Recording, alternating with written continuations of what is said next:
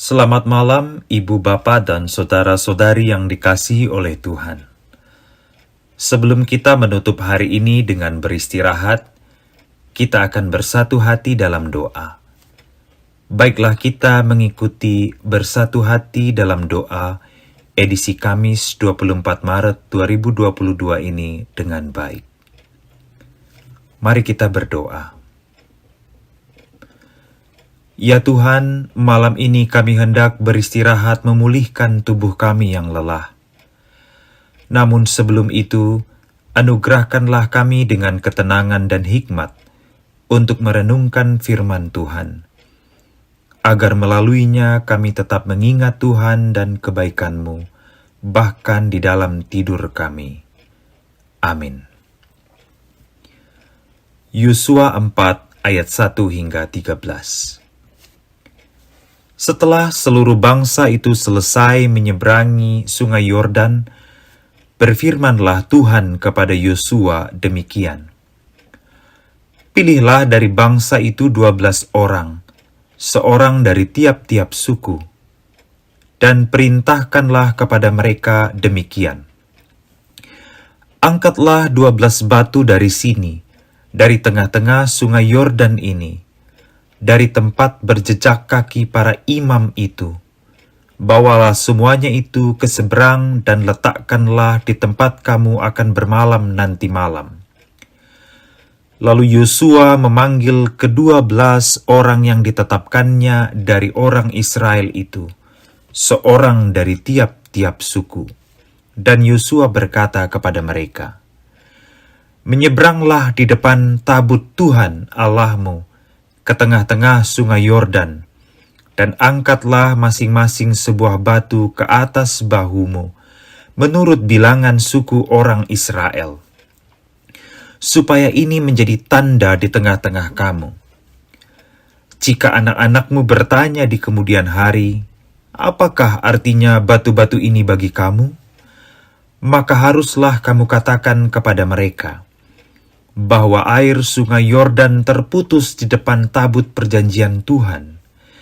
Ketika tabut itu menyeberangi sungai Yordan, air sungai Yordan itu terputus. Sebab itu batu-batu ini akan menjadi tanda peringatan bagi orang Israel untuk selama-lamanya." Maka orang Israel itu melakukan seperti yang diperintahkan Yosua. Mereka mengangkat 12 batu dari tengah-tengah sungai Yordan seperti yang difirmankan Tuhan kepada Yosua menurut jumlah suku Israel. Semuanya itu dibawa merekalah ke seberang ke tempat bermalam dan diletakkan di situ. Pula Yosua menegakkan 12 batu di tengah-tengah sungai Yordan itu, di tempat bekas berjejak kaki para imam pengangkat tabut perjanjian itu. Batu-batu itu masih ada di sana sampai sekarang. Para imam pengangkat tabut itu tinggal berdiri di tengah-tengah sungai Yordan sampai selesai dilakukan segala yang diperintahkan Tuhan kepada Yosua untuk disampaikan kepada bangsa itu, sesuai dengan segala yang diperintahkan Musa kepada Yosua. Maka menyeberanglah bangsa itu dengan cepat-cepat. Ketika seluruh bangsa itu selesai menyeberang, maka menyeberanglah tabut Tuhan itu serta para imam di depan mata bangsa itu.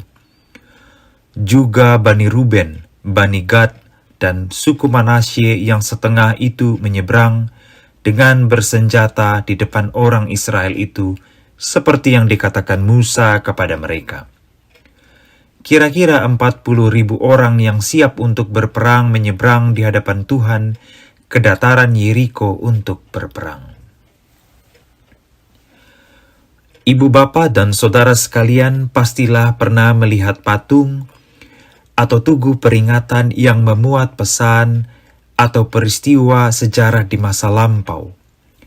Entah patung tokoh penting, pahlawan, atau monumen peristiwa masa lampau, termasuk prasasti-prasasti yang biasanya kita temukan di halaman gereja, yang mengingatkan kita pada tanggal pendirian gereja, serta informasi berharga lainnya.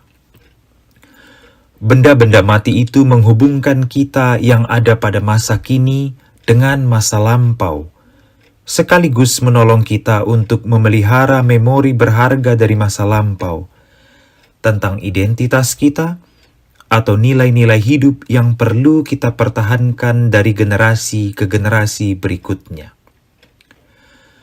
Sekalipun benda-benda itu mati, ia mampu menghidupkan memori, peristiwa, pesan, dan nilai-nilai yang berharga dan kita butuhkan untuk melanjutkan perjalanan hidup personal dan komunal kita. Dalam bacaan kita di malam hari ini, Alkitab menceritakan tentang bagaimana Allah melalui Yosua mengajak umat Israel yang terdiri dari 12 suku itu untuk mengabadikan momen penyeberangan Sungai Yordan. Meskipun perjalanan mereka berat dan penuh tantangan, Allah tetap hadir dan selalu hadir, menyertai perjalanan mereka. Umat Israel bahkan berkali-kali mengalami berbagai mujizat yang menunjukkan betapa maha kuasanya Allah yang mereka percayai itu. Menyeberangi Sungai Yordan yang terputus itu pun mengingatkan kita pada peristiwa menyeberangi Laut Teberau. Keduanya menjadi peristiwa luar biasa dalam perjalanan umat Israel menuju tanah perjanjian.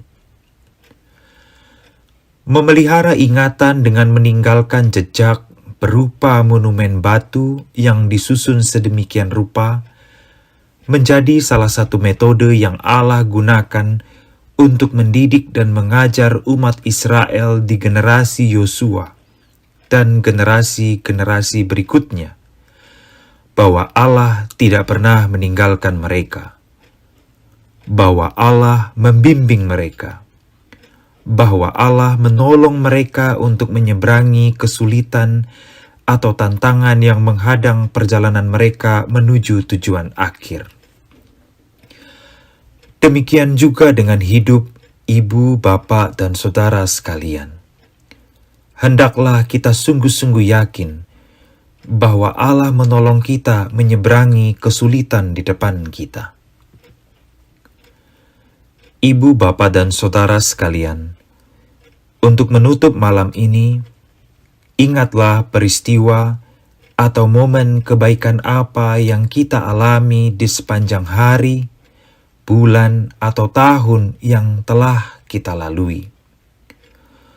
Tuliskanlah jika perlu dalam catatanmu atau dalam doamu untuk menolong mengingat bagaimana Allah berkarya dalam hidup kita, yang barangkali akan dibaca oleh generasi berikutnya. Kisah Yosua dan umat Israel ini juga dapat menolong kita sebagai sebuah persekutuan orang-orang yang percaya kepada Kristus untuk mengadakan kegiatan-kegiatan yang mengingatkan kita pada kisah-kisah masa lampau gereja kita, tentang bagaimana perjalanan iman gereja kita, dan tentang bagaimana Allah selalu peduli dan menopang kita semua untuk tetap teguh dan berjalan terus, entah berjalan cepat atau lambat. Yang pasti, Tuhan Allah yang Maha Kuasa dan Maha Kasih selalu menyertai perjalanan kita. Amin. Mari kita berdoa. Ya Tuhan, ajarlah kami memelihara ingatan tentang bagaimana Engkau selalu mengasihi kami, bahwa Engkau selalu hadir dalam hidup kami, baik dalam keadaan susah dan senang. Malam ini kami hendak beristirahat dengan ingatan bahwa Engkau tidak pernah meninggalkan kami, dan bahwa esok kami akan bangun dengan tubuh yang sehat dan segar, menyambut hari baru yang masih Tuhan anugerahkan bagi kami. Amin.